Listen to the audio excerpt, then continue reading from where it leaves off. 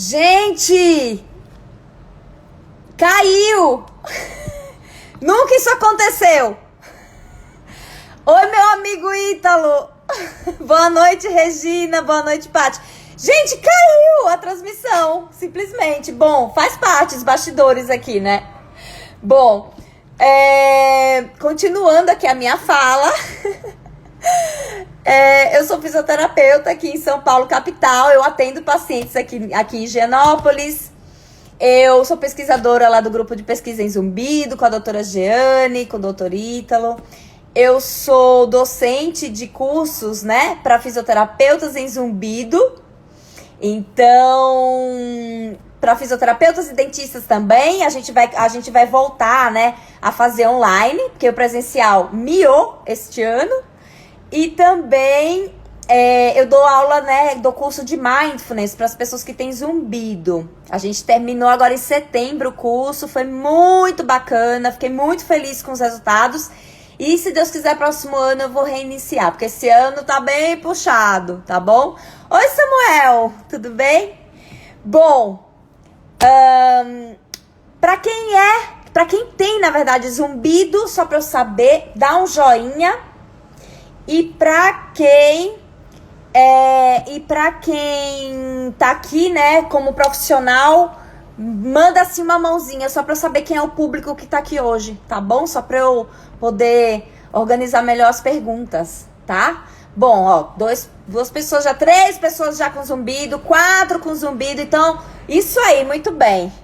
Eu fico feliz porque as informações chegam até vocês, as informações corretas, né? Sobre os sintomas aí relacionados ao zumbido. Bom, hoje a minha convidada especial é a doutora Eliane. Ela é otoneurologista aqui em São Paulo. E nós vamos falar sobre um tema muito importante, que é a tontura postural perceptual persistente. Persistente perceptual, às vezes dá uma confusão, né, na nossa cabeça. É TPPP, tá bom? Bom, eu fiquei extremamente, assim... embasbacada, porque muitas pessoas se interessaram pelo tema. Eu achei que fosse um tema completamente assim, que não estaria muito no radar das pessoas. Bom, eu vou fazer aqui o convite para minha querida amiga Eliane. Solicitação, vamos aguardar. Ela já está entrando. Olá! Olá! Olá a todos, olá Karina. Obrigada, Karina, pelo convite. Para mim é um prazer grande estar aqui com você, uma grande especialista em zumbido, uma das maiores do Brasil, para falar um pouquinho de um tema que eu gosto muito, né? Que é a tontura postural perceptual persistente. Antes, me apresentando, eu sou Eliane von Sosten, sou médica, otorrino, fiz especialização em otoneurologia na Universidade de São Paulo. Só para assim, os leigos, o que é otoneurologia? Seria a área da otorrino que se dedica ao estudo da tontura, zumbido, perda auditiva. Durante minha permanência lá na USP, eu fiz um doutoramento e a tese era exatamente sobre a tontura postural perceptual persistente. Então, é um tema que eu gosto muito. E hoje, o que a gente vai tentar fazer é um link entre essa tontura e o zumbido, né? Na verdade, quando a gente conversa sobre TPP, só traduzindo, o que é TPP? TPP é a tontura, o nome explica um pouco a sintomatologia da tontura. Então, a tontura, principalmente tipo desequilíbrio, uma sensação cabeça vazia, ela é perceptual. Por que ela é perceptual? Porque o paciente tem a percepção da tontura, mas geralmente todos os exames neurológicos vão ser normais ou não vão explicar, né, aquele sintoma que o paciente tem. Ela é persistente porque ela dura, né? Ela dura mais do que 3 meses. Então, tontura postural. E é postural porque algumas posturas são mais, dão mais sintomas. Então, quando o paciente está em pé, quando o paciente deita, ele melhora. Se ele fica em pé, ele tem mais sintomas. Se ele faz alguns movimentos corporais, movimentos da cabeça, ele tem mais sintomas. E assim, as pessoas podem pensar que a TPPP é uma raridade, mas na verdade não é. Numa clínica de otoneurologia, como lá no HC, então em torno de 11% dos pacientes otoneurológicos que vão procurar pela queixa de tontura vão ter a TPPP. Ela pode vir sozinha ou ela pode vir acompanhada de várias outras doenças, né? Então, ela pode vir acompanhada de uma VPPB. Então, o paciente tem alguma doença, alguma disfunção autoneurológica, como aquela da pedrinha, que é a VPPB, ou inflamação no nervo.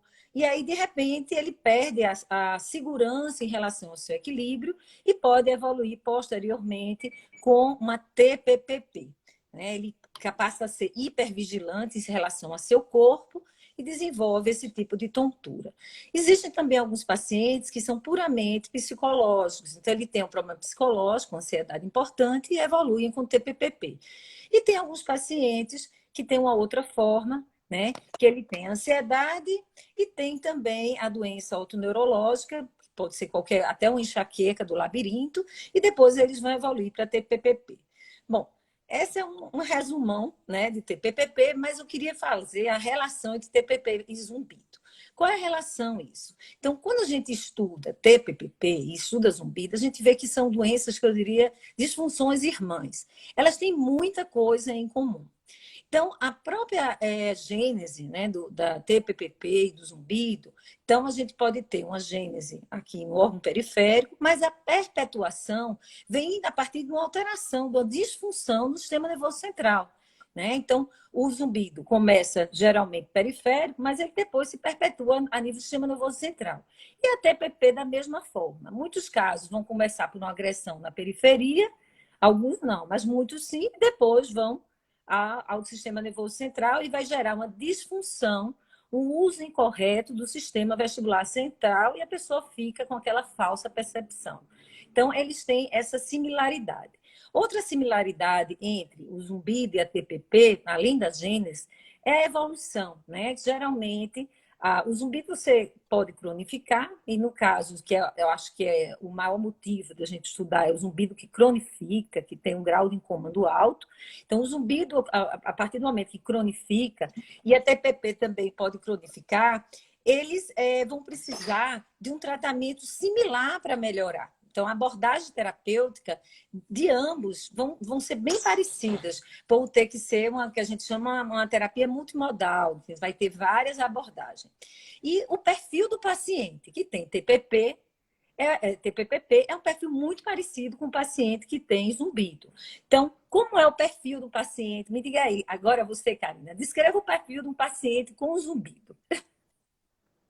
Bom, então, paciente com zumbido, geralmente são pacientes que têm, pelo menos eu observo na minha prática clínica, são pacientes que têm ansiedade, muitos já têm um histórico aí, às vezes, de depressão associada, né? E o zumbido acaba fazendo várias alterações, como o distúrbio do sono. Muitos pacientes com zumbido acabam tendo alguma disfunção metabólica também. Tem muitas vezes relação com a questão cervical, né? Com dores cervicais, enxaqueca, migrânia, esse tipo de sintomas, né?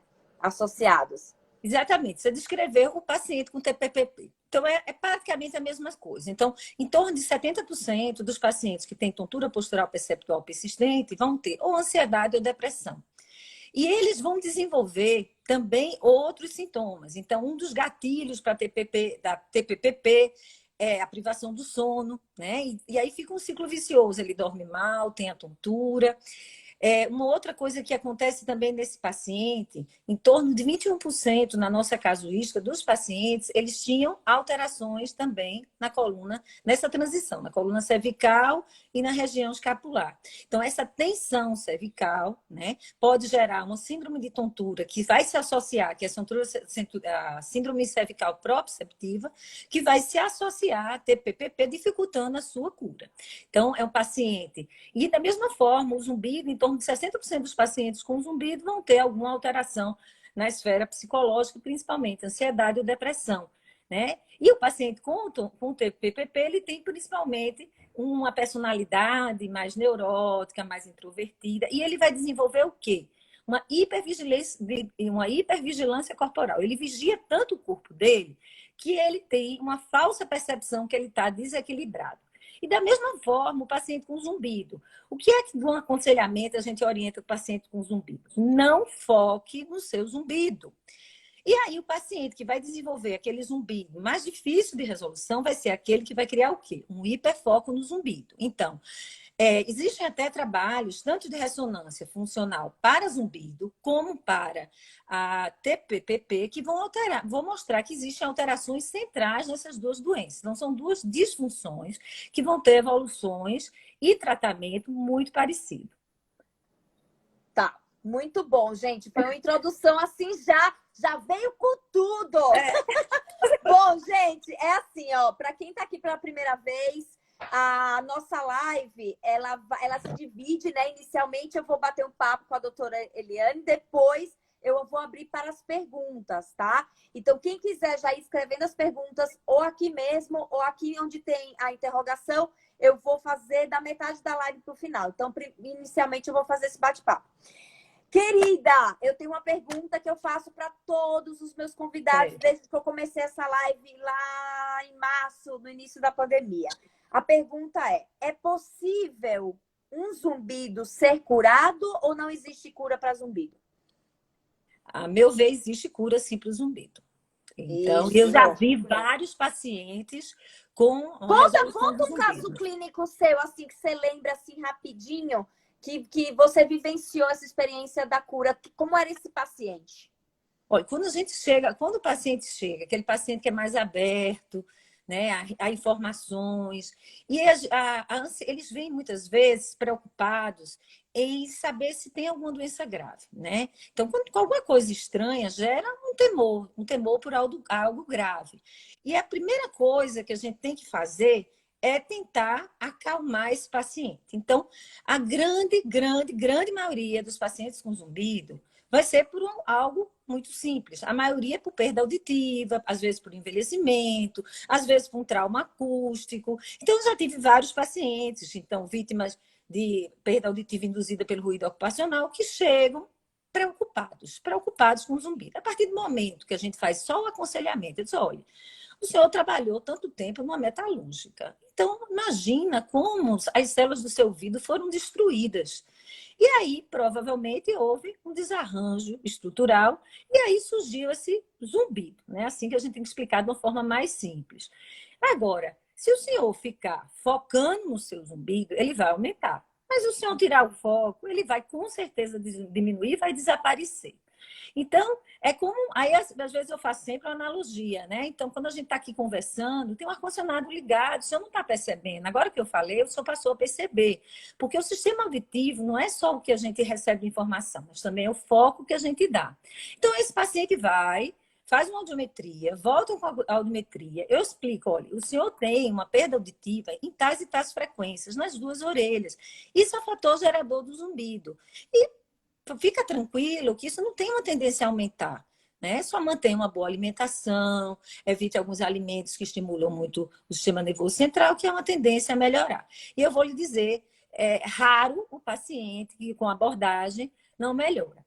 Agora, por outro lado, se a gente pega um paciente que já vem de um colega que diz, poxa, zumbido é terrível, não trata, não tem cura, e aí esse paciente já vem com tanto medo, com tanta ansiedade, que ele já criou tantas alças límbicas negativas no sistema nervoso, ele já criou tanto hiperfoco nesse zumbido que é mais difícil. Mas quando a gente tem a sorte de pegar pela primeira vez o paciente e fazer uma abordagem mais positiva, olhe, são raros os pacientes que não melhoram. Exatamente. Tanto que eu fiz uma postagem aqui uma vez, que de vez em quando eu ainda coloco nos meus stories, que é assim, o zumbido pode ser curado? Sim. Sim. Todo zumbido que existe no universo será curado? Não. É que nem uma dor crônica, é que nem uma dor persistente, qualquer uma tontura, às vezes uma tontura mais persistente, às vezes uma parte vai ser curada, a outra não. Mas qual é a boa notícia? A boa notícia é que os pacientes que são tratados preferencialmente por especialistas, eles vão ter uma melhora significativa desse zumbido. Então, melhora sim, melhora a qualidade de vida, a pessoa volta a dormir, a pessoa volta a trabalhar. Então, essa é a boa notícia. Né? E eu sempre faço essa pergunta aqui para os profissionais, justamente porque eu, por exemplo, os meus pacientes sempre chegam no meu consultório falando: eu já ouvi várias vezes dizendo que zumbido não é possível ser curado e que não há cura, não há tratamento para o zumbido. Então, a gente precisa quebrar essa crença limitante. Exato. A gente precisa quebrar de uma vez por todas esse tipo de nocebo que a gente chama, né? Porque quando o paciente ouve isso, que não tem tratamento, não tem cura, o quanto o sistema límbico vai atuar nessa via auditiva, fazendo com que esse paciente comece a perceber mais o zumbido. Bom, voltando para o nosso tema principal, querida, no caso, é mais comum em mulheres ou em homens a TTPP? A prevalência é bem maior em mulheres, mesmo porque, como a ansiedade, né, é um pouco mais prevalente em mulheres, isso também aumenta. E a gente tem essa faixa etária de 40 a 50 anos, que está beirando já o climatério, que pelas flutuações hormonais vai ter mais tontura, né? Tontura metabólica, tontura hormonal. Então, elas vão ter mais gatilho para desenvolver TPPP. E um dos outros gatilhos também é a enxaqueca, que é mais prevalente em mulheres. Então, por todas essas razões, a gente tem uma relação em torno de 2:1, 2 mulheres para um homem na TPPP. Inclusive, eu li um artigo seu que foi publicado com a Roseli em 2015, Uhum. falando de algumas associações da TPPP. E dentre elas, vocês citaram a migrânia, distúrbios metabólicos, o que mais? A gente tem a migrânia, as principais comorbidades na TPPP vai ser a enxaqueca, né? Que pode ser a enxaqueca do labirinto ou a própria enxaqueca clássica. Vamos encontrar também pacientes com hipercolesterolemia, então aumento do colesterol, e distúrbios do metabolismo do açúcar, tanto o diabético propriamente dito, como aquele paciente pré-diabético. Então, foram as comorbidades que a gente mais encontrou em associação. Tá. E os gatilhos? Quais são os principais gatilhos, assim? Seria a tontura, ela vem devido ao quê? Então, os gatilhos, assim, pode ser os gatilhos que vão gerar a tontura e os gatilhos que vão piorar a tontura. Então, como fatores geradores, a gente pode, qualquer doença otológica, então, uma VPPB, uma enxaqueca do labirinto, uma neurite, que é a inflamação do nervo, qualquer doença dessa otológica pode ser um gatilho para a pessoa perder a confiança no equilíbrio e evoluir para TPPP. Existem também os gatilhos psiquiátricos, por exemplo, uma síndrome de pânico, que em TPPP é mais comum das doenças psiquiátricas, os transtornos de ansiedade generalizada e a síndrome do pânico. Uma outra forma seria essa forma mista, que o paciente tem alguma doença na esfera da otorrino e, junto com isso, evolui com ansiedade, já tem uma ansiedade, aí ele termina evoluindo com a tontura postural perceptual persistente, que a gente chama isso da forma interativa. Bom, existem pacientes com doenças clínicas. Então, eu tive paciente, por exemplo, que teve uma hemorragia que nem foi tanta, né? Mas ele tinha um perfil extremamente ansioso, e quando ele viu perder sangue, ele sentiu uma tontura momentânea, né? E depois disso ele evoluiu para TPPP. Então, assim, tem desautonomias, é muito comum também a relação com desautonomia. Desautonomia é uma alteração no controle, né, da pressão, que muitas pessoas podem apresentar. E então, quando a gente faz alguns movimentos, muda de posição, por exemplo, o sistema nervoso ele tenta fazer uma normalização da nossa pressão. Nessas pessoas, essa normalização não ocorre adequadamente. Então, desautonomia também foi muito prevalente na nossa população de pacientes que depois evoluíram com tontura postural perceptual persistente. Então, vamos dizer que agora esses pacientes evoluíram com TPPP.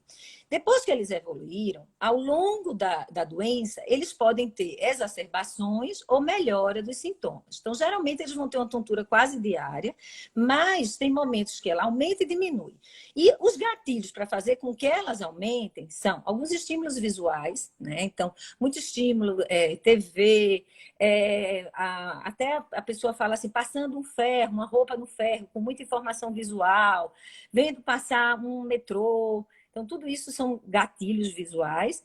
E também existe outros tipos de gatilhos, né? Motores, então a pessoa, quando faz algumas movimentações corporais, então mexer muito com a cabeça, até inclusive, às vezes, quando a gente pega um paciente com tontura postural perceptual persistente, a gente pode confundir, quem não for muito bem avisado, com a vertigem postural paroxística benigna. Porque quando a gente bota o paciente na posição de Dix-Hallpike para testar e na head roll, o paciente é sensível a todas as posições. Mas o que vai ajudar a gente a diferenciar é exatamente isso, ele ser sensível a todas as posições e não ter o nistagmo. Então, mas é muito comum a gente ver essa associação. E um gatilho que é extremamente prevalente é o estresse, né? O estresse os pacientes relacionavam nitidamente. Me estresso, a minha tontura piora. E não dormir. Quando ele não dorme, ele não relaxa. Aí fica um ciclo vicioso. Você não dorme, né? Se for um enxaquecoso, vai ter crise de enxaqueca, vai piorar. Se for um paciente com muita tensão, ele não vai relaxar a musculatura e aí fica uma bola de neve, uma coisa levando a outra. Por isso que esses pacientes que têm essas disfunções, eles têm que ser vistos de uma forma global. A gente precisa de uma equipe multidisciplinar. Sem a fisioterapia, sem uma boa fono, né? A gente sem uma psicóloga, um psiquiatra, em algumas situações, a gente não vai conseguir resolver alguns pacientes mais complexos. Tá. Agora, acho que para interesse das pessoas, de repente, que têm os sintomas, né? No caso, a TPPP tem como ela é só controlada ou existe uma cura? Se a pessoa nunca mais vai ter novamente? Olha, a gente tem pacientes que curam, né? E tem alguns que têm recidiva. Então, a grande maioria, na nossa avaliação, em torno de 70% dos pacientes, eles tiveram uma melhora substancial. E aí é parecido com o zumbido, a terapia é muito parecida com o zumbido também. Então, os pacientes que têm um perfil ansioso, né? E geralmente a gente vai fazer um ansiolítico nesse paciente com TPPP, mesmo que ele não tenha esse perfil ansioso, o ansiolítico também dá uma modulação nos núcleos vestibulares, ou seja, no núcleo que atua nessas vias vestibulares, lá no sistema nervoso central. Então, a gente faz um ansiolítico, vai fazer uma reabilitação vestibular. Que é isso? A reabilitação vestibular são alguns estímulos dessensibilizantes. Então, vai fazer exercício para dessensibilizar. Então, esse paciente ele fica muito sensível. Qualquer estímulo visual faz ele descompensar. Então, o que é que eu tenho que dar para esse paciente? Estímulos visuais. Mas assim, eu vou ter que dar, mas eu tenho que dar, é como se fosse uma dessensibilização de uma vacina, de forma gradual e progressiva, para que ele sinta o estímulo, mas que ele não desista de fazer. Então, a gente faz alguns estímulos visuais que melhoram, então alguns estímulos também de movimento, para o paciente tentar se readaptar em relação a esse equilíbrio e também a convivência com a físio ou com a fono que vai fazer a reabilitação é uma forma do paciente entender também a sua doença e isso também acalma. É como no zumbido, o aconselhamento. Então, ele passar com aquele profissional que explica que os exames estão normais, que ele tem um equilíbrio bom, que o problema também está na forma que ele vê a tontura. Isso ajuda muito, né? E o outro tratamento que a gente faz é um tratamento que também é usado no zumbido, é a terapia cognitiva comportamental. No zumbido, essa terapia tem um grupo, né, lá na Inglaterra, doutor Ashi, que faz essa terapia focada no zumbido. Ele não faz focada na tontura, mas ele faz focada no zumbido. Aqui em São Paulo tem a doutora Sandra Baixo, que faz essa terapia também e ajuda bastante, né, também na evolução da tontura, tanto da tontura quanto do zumbido. E o que seria essa terapia? Essa terapia é uma terapia que a gente chama para cortar toda essa influência límbica. Então, se eu tenho um zumbidinho, esse zumbido pode ficar um zumbidão se eu colocar nele todos os medos, né? Então, eu tenho medo eu não vou poder sair de casa porque o zumbido vai me impedir. Eu não vou poder dormir porque o zumbido vai me impedir. Aí você começa a cortar. Não, você não dormiu? Você teve um zumbido e ele conseguiu dormir. Você teve um zumbido, mas você conseguiu sair. Então, vamos tentar cortar todas essas influências negativas, né? Então, é a partir do aprendizado da doença, da cognição, você mudar o seu comportamento diante daquela doença.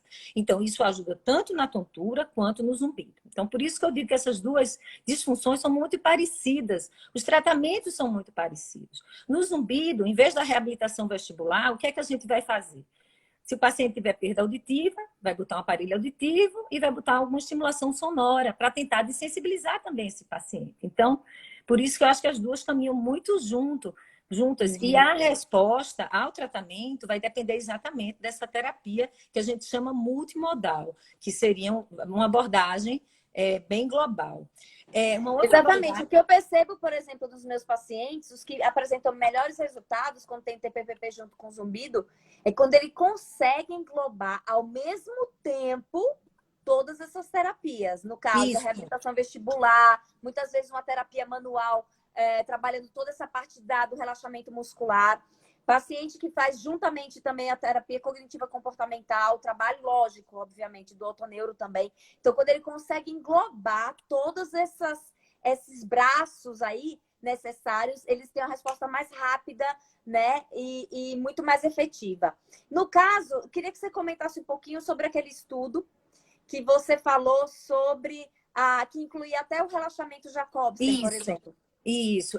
Saiu recentemente, é um estudo alemão, que a gente não tem muitas assim, abordagens além dessas para ter PPP, tá? Mas na grande maioria a gente tem uma resposta muito positiva com isso. E saiu recentemente um estudo na Alemanha, onde eles pegaram pacientes e acompanharam durante 5 dias, de segunda a sexta-feira. E nessa clínica eles tinham psiquiatra, psicólogo, neurologista, fisioterapeuta. Então eles tiveram uma abordagem completa e incluíram um relaxamento, uma técnica de relaxamento de Jacobson, que também, e aí eles tiveram uma resposta muito positiva para os pacientes. Infelizmente, a gente não tem como comparar ainda, né? Para dizer, foi a massagem, né? Ou foi a reabilitação. Mas eu acredito, ao meu ver, que é um conjunto de tudo isso, né? Um conjunto de todas essas terapias, né? Que é, então, abordagem com medicação, a abordagem com reabilitação, a fisioterapia, o relaxamento, né? A conscientização do paciente da sua doença, da sua disfunção. Então, tudo isso, eu acho que com essa abordagem, basta dizer que na meio clínica eles tinham uma resolução muito baixa dos pacientes com tontura. E aí eles chamaram um psiquiatra, o neurologista de lá chamou um psiquiatra, doutor Stab, para trabalhar com eles. E aí quando ele chamou lá, a abordagem multidisciplinar fez com que a resolutividade ficasse altíssima. Menos de 2% dos pacientes eles não conseguiam resolver. Então, essa abordagem multidisciplinar faz com a resolutividade de alguns pacientes, que são um pouco mais complexos, tanto em zumbido quanto em tontura, seja altíssima. Então, o que falta... Por que o zumbido, às vezes, o pessoal acha que não tem cura? Porque você não segmenta os grupos de zumbido, né? Você tem que segmentar qual é o tipo de zumbido, qual é a causa daquele zumbido, né? Qual é o grupo de zumbido que ele pertence, e fazer uma abordagem que a gente chama customizada, né, do zumbido, e multidisciplinar. Perfeito, perfeito. Gente, chegamos na hora de fazermos as perguntas. Então, vocês podem enviar perguntas. Não precisa ser necessariamente sobre o tema específico de hoje, mas podem ser perguntas gerais sobre zumbido, sobre tontura. Estamos diante aí de uma grande especialista, então aproveitem, como se estivesse aqui numa consulta. Então, vamos lá, deixa eu pegar aqui aonde tem a interrogação. Bom, antes de mais nada, eu queria pedir para as pessoas que a gente está respondendo as perguntas, manda coraçãozinho aqui para agradecer. Tem um coraçãozinho aqui no canto direito embaixo, tá bom? E se puderem também printar a tela, marcar a minha página, a página da doutora Eliane também nos stories, para a gente poder divulgar cada vez mais as nossas lives, tá bom? Então, deixa eu pegar aqui a pergunta. A pergunta da Cacilda. Por qual motivo a pessoa passa a ter a TPPP? Bom, a história da doença da tontura postural perceptual persistente é o seguinte. O paciente tem alguma disfunção no corpo, que pode ser alguma doença clínica, né? Uma alteração de pressão que deu tontura, uma queda da pressão, uma doença, uma desautonomia, uma doença no ouvido, né? A pedrinha que saiu do lugar, uma inflamação do nervo do ouvido, ou uma doença psiquiátrica, como um pânico. E aí ele perdeu a confiança no seu equilíbrio. Quando ele perde a confiança no seu equilíbrio, e momentaneamente, você, em algumas funções, por exemplo, algum paciente que tem um problema no ouvido, o que é que vai acontecer? Ele vai perder a confiança na sua informação vestibular, né? Sua informação do labirinto. E para a gente se equilibrar, a gente usa 3 informações. A da visão, A da propriocepção, que é o sentido que vem dos pés, né? Dos sensores que estão nos pés, nos tendões, e o labirinto. Se de repente eu perco essa informação do labirinto, quem é que vai me segurar para me equilibrar? Vai ser a visão e a propriocepção. E aí o paciente, momentaneamente, que tem alguma alteração no labirinto, ele vai desenvolver, no próprio sistema nervoso central, uma alteração momentânea para permitir com que ele se mantenha no equilíbrio. E como é essa alteração? Ele vai criar uma dependência visual e ele vai fazer com que aquelas áreas visuais fiquem mais ativas. Então, isso faz com que ele fique uma dependente visual e qualquer estímulo visual, às vezes até passa a incomodá-lo. Mas se ele tira a visão, ele perde o equilíbrio. Isso é uma fase inicial de tontura, isso é absolutamente esperado e natural. Porém, qualquer quadro de tontura, estou falando agora um pouquinho dos quadros otoneurológicos, tá? Uma enxaqueca do labirinto, uma neurite, uma VPPP, qualquer quadro desses, uma pessoa que não tem nenhum problema assim, mais sério no cerebelo, ela se recupera no máximo em 3 meses. E por que que o paciente perpetua? Porque ele não volta para a sua condição inicial. É como se o cérebro dele esquecesse que ele tem um labirinto. E ele fica o tempo todo achando o cérebro que ele só tem para se defender da queda a propriocepção e a visão. Então, a gente fez um estudo de ressonância funcional e a gente realmente detectou isso, que alguns pacientes, os pacientes com tontura postural perceptual persistente, eles têm uma alteração funcional no cérebro. Essas áreas ficam hiperativas e é como se ele esquecesse que tem o sistema vestibular. Então, a periferia está toda normal. A gente faz os testes do labirinto, na grande maioria das vezes vai dar normal ou vai dar alterações que não justificam a tontura que passa de 3 meses. Mas, por outro lado, na ressonância funcional, a gente vê essa alteração. Só que essa ressonância funcional, a gente não tem ela para fazer em consultório, tá? Isso é apenas para estudos. Mas a gente comprovou, não só aqui na USP, a gente fez esse trabalho com a doutora Roseli Bittar, que foi minha orientadora, mas também existem vários trabalhos italianos já mostrando essa alteração funcional do sistema nervoso central. Por isso que a gente tem que dessensibilizar, né? Fazendo aquela terapia dessensibilizante, de reabilitação vestibular. Perfeito. Bom, uma pergunta aqui de Alves, Denise Petit Alves. Vocês acham interessante tratamento com acupuntura? Ela só não falou se era para zumbido ou se era para TPPP. Eu acho que é bom para ambos, né? Eu acho que é bom para ambos. Se a gente pega um paciente que tem vários gatilhos, né? E você consegue. Eu acho que eu gosto bastante de todas essas terapias associadas, pacientes mais complexos, ele pode realmente melhorar. Perfeito. Uma pergunta aqui da Regina Parente. Problemas na cervical podem desencadear TPPP? Com certeza podem, tá? O paciente, inicialmente, quando você tem... Aqui tem até uma pessoa que está assistindo a nossa live, que é o expert agora em problemas cervicais, que é o doutor César, né? Bom, mas o que acontece? Quando a gente tem alguma alteração cervical, a gente tem a chamada síndrome cervical proprioceptiva. Então, dentro da coluna cervical, a gente tem muitos fusoreceptores, são receptores que tem nos tendões, que eles servem como se fosse um labirinto secundário. Então, o que é que acontece? Quando a gente tem muita tensão cervical, eu estou dando uma informação para esses receptores como se eu estivesse numa posição que eu não estou. E aí, o paciente, isso dá uma informação distorcida para o labirinto, e aí a pessoa sente uma tontura, que geralmente é uma tontura tipo um peso, né? Mais um desequilíbrio.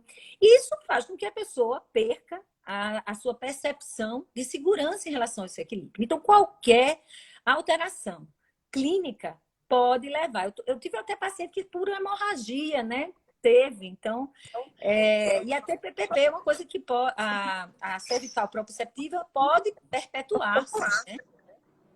Perfeito, muito bom. Inclusive, o doutor César está aqui.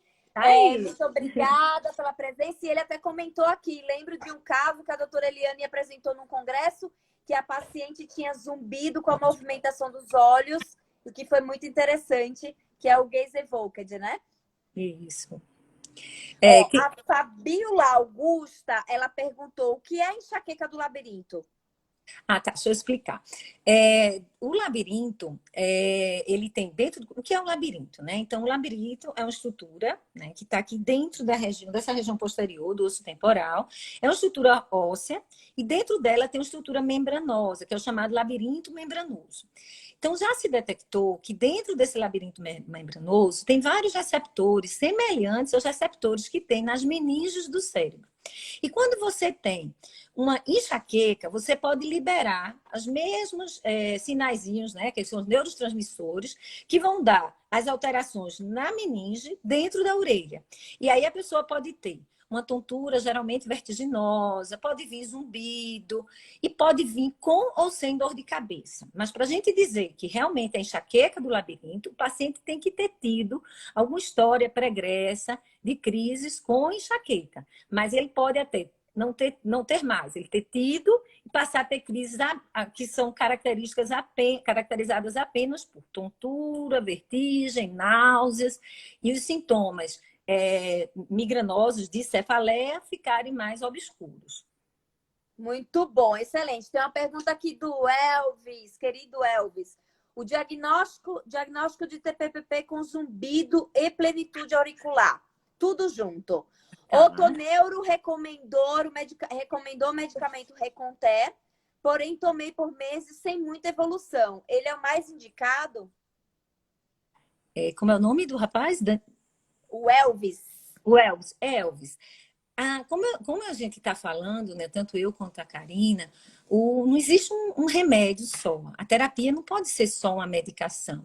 Se a gente faz só uma medicação, principalmente um paciente um pouco mais complexo, que tem os dois sintomas, né, que tem o TPPP e tem o zumbido, se você focar apenas na plenitude medicação... também ele tem. E plenitude também. Se você focar apenas na medicação, com certeza, assim, é muito difícil você ter uma resolução, tá certo? Então, a medicação está tratando apenas um dos problemas. Mas você pode ter, além disso, uma síndrome aqui do tensor, né? Do tímpano. Ele tem. Ele tem, viu? Ele tem, né? Tem. Então, você pode ter a síndrome do tensor do tímpano. Você pode ter contraturas na musculatura cervical, que está te agudizando. Você pode ter uma ansiedade que não está resolvida. Problemas pessoais que não estão resolvidos. Então, assim, pode não estar fazendo uma alimentação correta. Então, tem todo esse manejo. A gente tem que ir fazendo uma listinha de tudo que pode estar errado na nossa vida, no caso, que possa ser gatilho, e tirando um por um. Então, e o mais importante, né, Liana? Eu queria que você falasse sobre a importância que, às vezes, assim, a pessoa faz, digamos assim, 5, 6 sessões com físio, não só na parte de reabilitação, ou até mesmo quando tem o síndrome de tensor do tímpano junto com todos esses sintomas, a importância da persistência do tratamento, né? Pois é, com certeza. E não só na fisioterapia, quanto na medicação. Então, por exemplo, um inibidor de recaptação, a gente tem que usar no mínimo 8 semanas para poder dizer que ele não está eficaz. Depois de 8 semanas usando, se não melhorou, a gente pode, de repente, aumentar a dose ou trocar para outro. E não tem um melhor. Entendeu? Tem assim, é interessante porque eu tenho paciente, isso é muito individual. Tem paciente que responde bem a uma medicação e tem paciente que responde melhor a outra. Então, apesar deles serem da mesma classe, a resposta é individualizada nesse tipo de medicamento. Então, isso em relação à medicação. Em relação à reabilitação e à fisioterapia, com certeza, se você não resolveu ainda seus gatilhos, né, se ainda tem tensão, se você não fez o tratamento completo, vai tudo voltar. Você está dando uma aliviadinha e depois de recidiva tudo de novo. Exatamente. Né? Tem que persistir no tratamento. Bom, o Daniel Consone.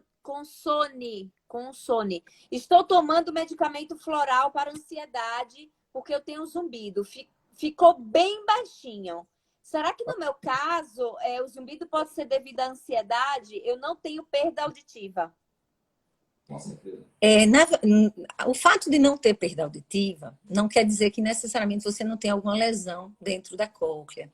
Existem alguns pacientes sem perda auditiva, mas que têm, por exemplo, uma sensibilidade a sons, hiperacusia, que têm lesões muito discretas que não são detectadas pelos exames, assim, usualmente pedidos. Existem exames mais específicos que às vezes podem detectar. Por exemplo, uma audiometria de altas frequências, né? De repente, um Emissões. autoemissões. Isso. Então, se você não fez esse exame, você pode até fazer para complementar. Mas, assim, o fato de você estar tomando floral e estar aliviando, pode estar nos dizendo o seguinte, que você tem um zumbido e que você tem o seu sistema límbico, o sistema emocional, estava exacerbando esse zumbido. A partir do momento que você se tranquilizou, a sua percepção do zumbido diminuiu e aí você ficou mais aliviado, tá? Então, eu Isso acho aí, que perfeito. por aí. Resposta perfeita. Bom, a Michele, queridíssima, ela está perguntando: tontura ao levantar rapidamente ou movimentar a cabeça, pode ser TPPP ou seria outro tipo de tontura?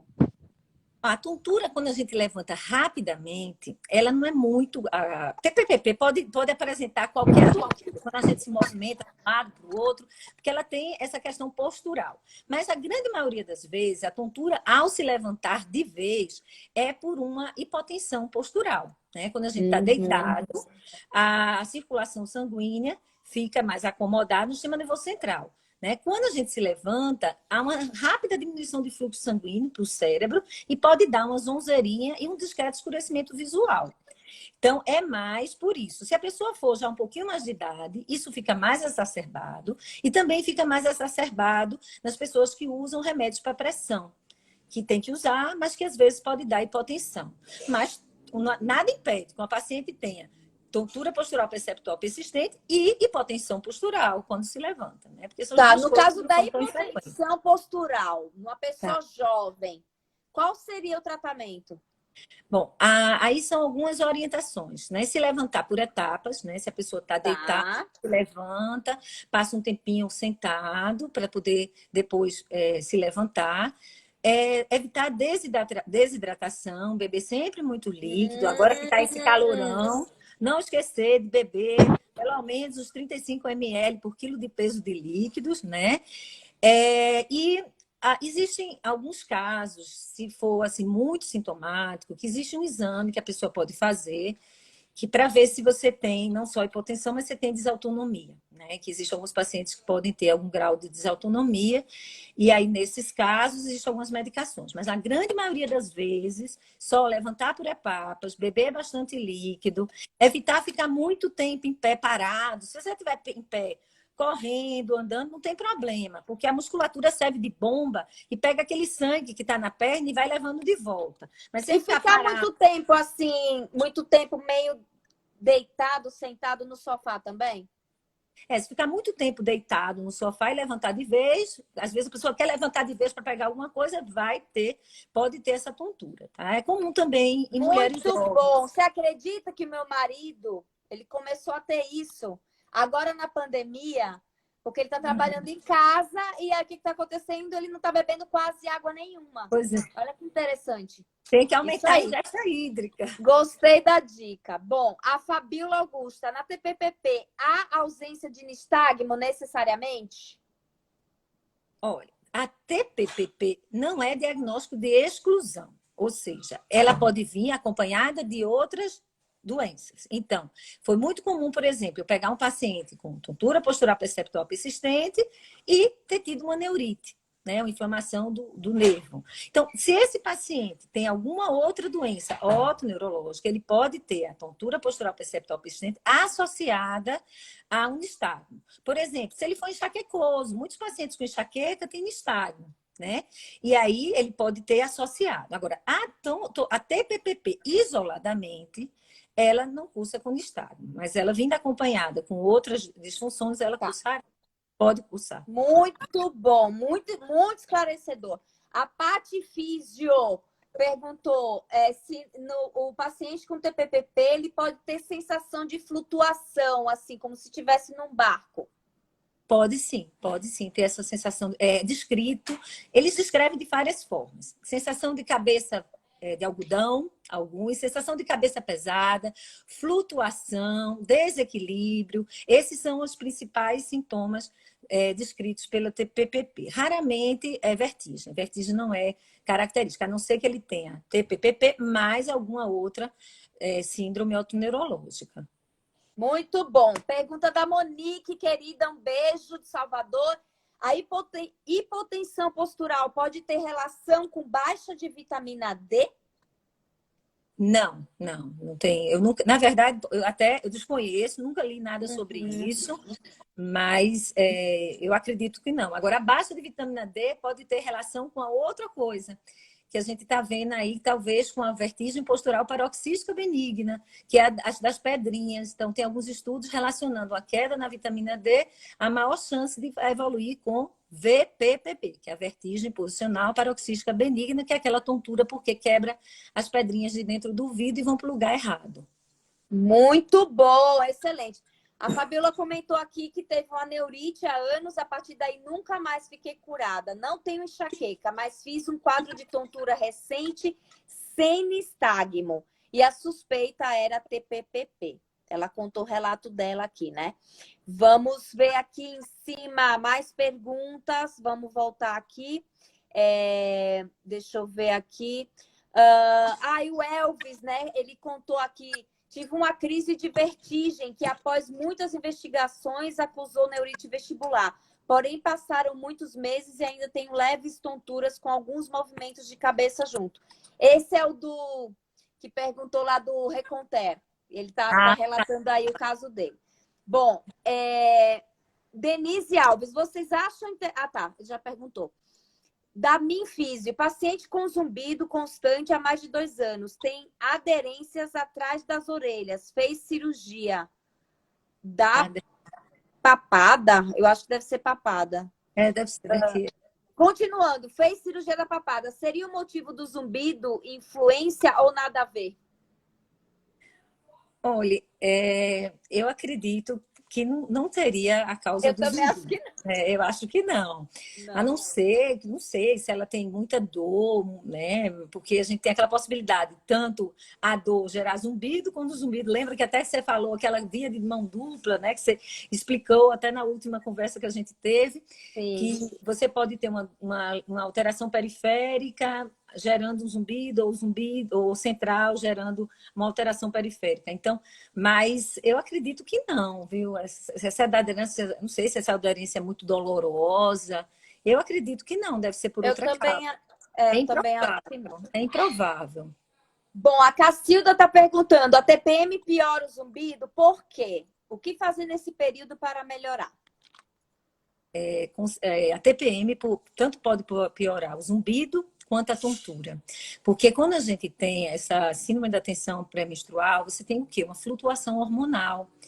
E as flutuações hormonais podem agir dentro do labirinto, tanto da parte coclear quanto da parte vestibular, alterando a função, né, do labirinto e aumentando assim, levando a disfunção, aumentando assim a percepção de zumbido quanto de tontura. Tanto é que quando a gente pega um paciente com zumbido, a gente pede todo um painel metabólico, hormonal, porque um dos fatores que podem ser os geradores do zumbido e da tontura são alterações metabólicas e hormonais. Além do que, na tensão pré-menstrual, você também geralmente fica mais tenso, mais ansioso, né? E aí você libera mais cortisol, isso também age na orelha interna, alterando a função, você aumenta a tensão cervical, isso aí vira uma bola de neve, piorando tudo. Muito bom. A Kátia, para neurite, é aconselhável usar vitamina B de bola injetável? Tem um zumbido devido à pandemia. Olha, para neurite, a vitamina, só se você tiver com deficiência de vitamina B, né? Algumas deficiências de vitamina B, B12, pode cursar com dificuldade de recuperar alguns quadros neurológicos, né? Mas se você fizer uma dosagem de vitamina B, né, 12, que geralmente é que a gente dosa, e tiver normal, não tem nada a ver. Né? Não vai ter. Aí, realmente, se tiver uma deficiência de vitamina B12, vale a pena fazer uma reposição injetável, né? Que a absorção é bem melhor do que se for feita por via oral. mas só se realmente no seu exame de sangue acusar isso. Uhum, muito bom.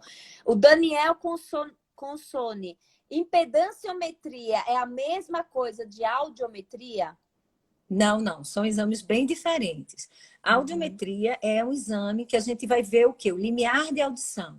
Então, é aquele que a pessoa fica dentro de uma cabine e a fono vai falando, pega várias frequências sonoras, 500, 1000, 2000 tal, e ele vai na frequência de 500, vai aumentando, escutou, não escutou, não escutou, aí vai fazendo de um a um. E vai fazendo um audiograma, que é vendo em que nível a pessoa escuta em cada frequência. Essa é a audiometria. Ver o limiar de audição. A imitanciometria, ou impedanciometria, é um outro exame, onde a gente vai dar uma pressão, né? Joga uma pressão dentro da orelha. Isso vai fazer, essa pressão vai ser transmitida para os ossinhos do ouvido e vão desencadear, né, uma contração, um reflexo, e esse reflexo vai ser captado.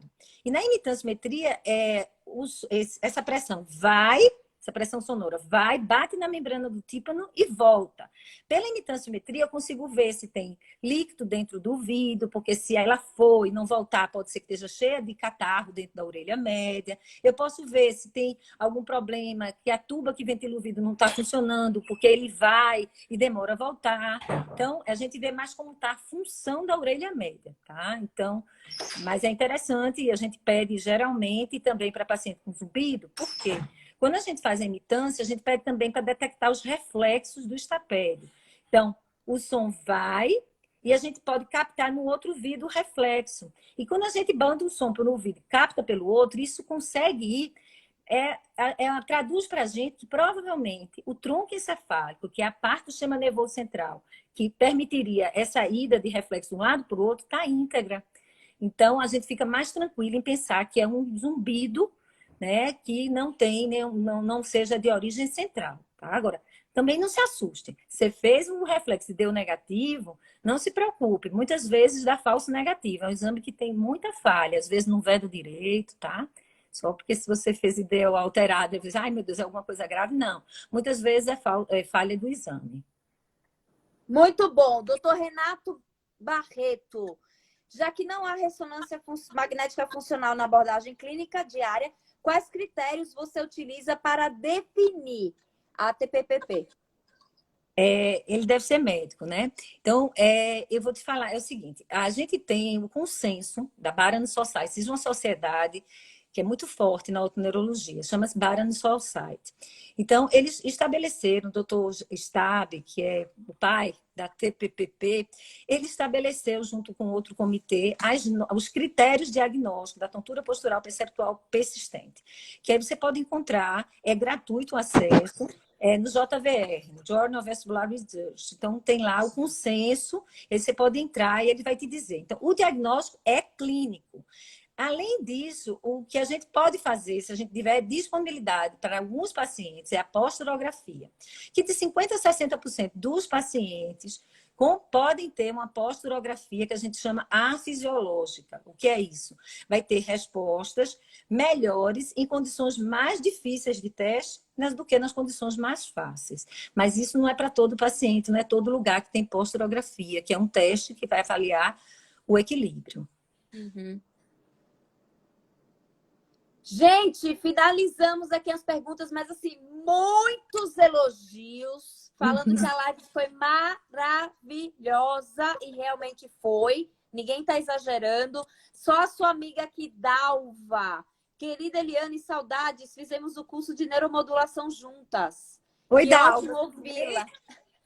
Pois é, Dalva, a gente tem que colocar também a neuromodulação aí na TPPP, viu?